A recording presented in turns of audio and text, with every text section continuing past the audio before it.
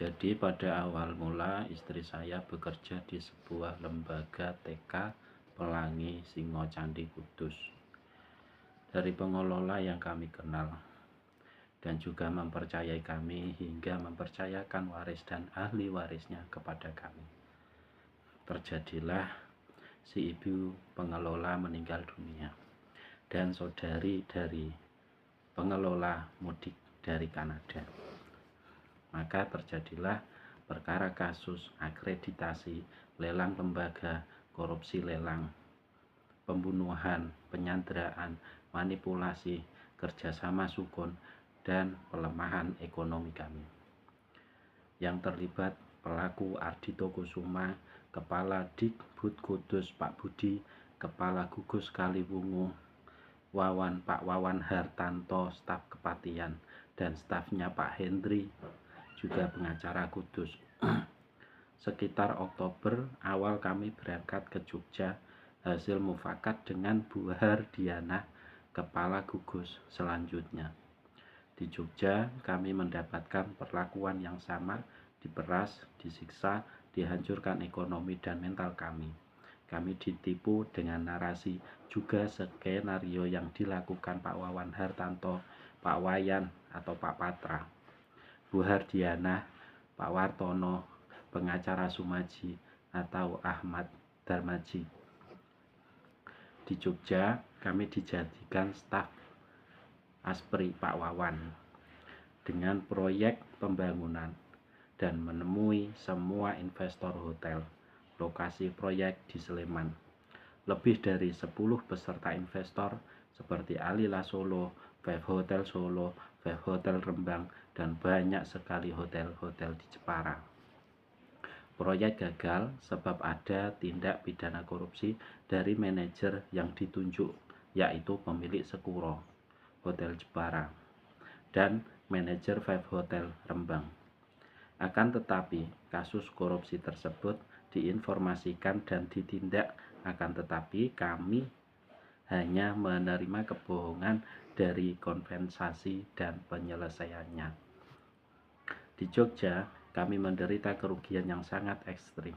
Dari hilang dan hancurnya ekonomi kami, istri keguguran tanpa penanganan, terlantar berbulan-bulan tanpa tanggung jawab, seperti kekurangan akomodasi dan kelaparan di jalan sebab menjalankan tugas dari Pak Wawan dan Pak Wayan. Di tengah kondisi kami di Jogja, kami dihadapkan dengan kasus Kudus, di mana yang diawali ada seorang wanita yang mendatangi saya di rumah Klaling Kudus. Wanita tersebut memaki, mengintimidasi, mencak-mencak, merendahkan, memobilisasi masyarakat sekitar dengan memfitnah, serta bersama masyarakat melakukan kekerasan fisik dan non-fisik kepada saya, dengan dalih saya memiliki hutang yang tidak kunjung saya bayar. Akan tetapi, kenyataan kami tidak mengenal wanita tersebut, tidak pernah bertemu, juga merasa tidak pernah berhutang. Maka terjadilah kasus pengairan yang ditangani Pak Wawan, juga Pak Teguh dan timnya. Yang terlibat banyak dari masyarakat sekitar, seperti Kepala Pengairan Kudus dan anaknya, juga Bu Sri Mulyani dan Pak Basuki, Menteri PU. Kasus Kudus berlangsung beberapa bulan dengan kebohongan Pak Wawan, juga Pak Teguh, Pak Basuki, juga Bu Sri Mulyani. Dari hasil persidangan dan dilanjutkan hasil persidangan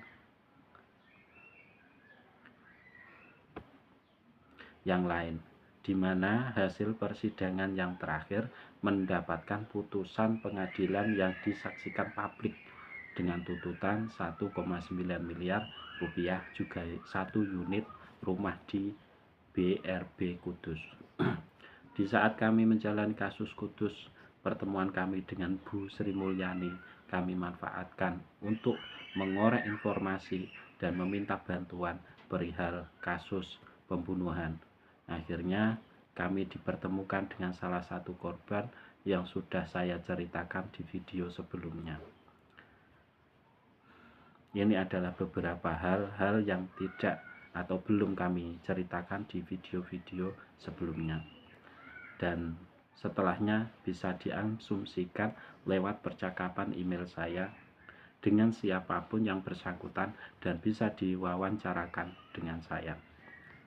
Sebab pada dasarnya bukti-bukti percakapan di HP saya sudah mereka hapus dengan cara yang tanpa kami ketahui. Chat percakapan email juga WhatsApp, terlebih sejak sebelum awal Januari 2024.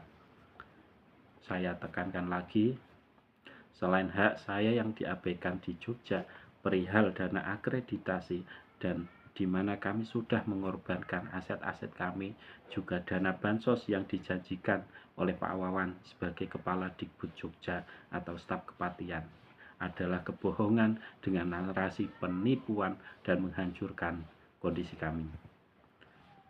Dan masih ada kasus proyek yang abai, kasus Kudus yang sudah dipublish. Tapi kenyataan, selain kami harus kehilangan banyak properti seperti rumah dan lain-lain, masih juga kami harus menanggung malu sebab kasus tersebut dan kasus-kasus yang lain sudah menjadi gosip dan tanpa ada kenyataan. Gosip tersebut bukan kami yang membuat. Di samping kasus di atas, masih ada kasus Jakarta atau Semarang dan juga kasus Rembang, dan masih diinformasikan kepada kami kalau masih ada persidangan yang diketahui dan dilakukan oleh pihak PBB, KTT, Bu Menteri Keuangan, Bu Menteri Luar Negeri, juga kedutaan besar Kanada yang ditersangkakan Pak Jokowi, Pak Erlangga, Pak Angger Kepala Kejaksaan Semarang, dan lain-lain, yang bisa dicek sendiri di percakapan email kami.